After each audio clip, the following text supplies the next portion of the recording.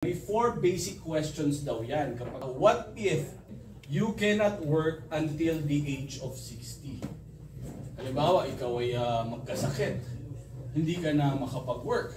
Permanently disabled, no? Huwag naman po sana, okay? Okay? Kasi ang hirap, di ba? Kaya ang mga Pilipino mahilig gumanon eh.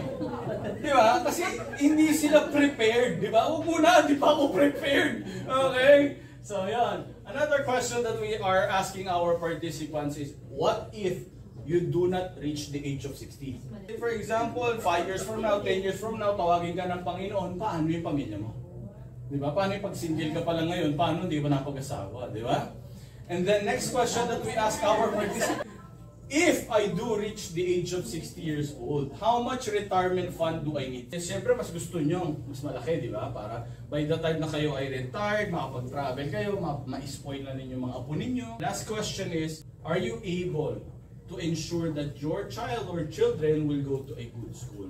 So yan po yung tinatanong namin sa mga kliyente namin, sa mga seminars when it comes to financial planning.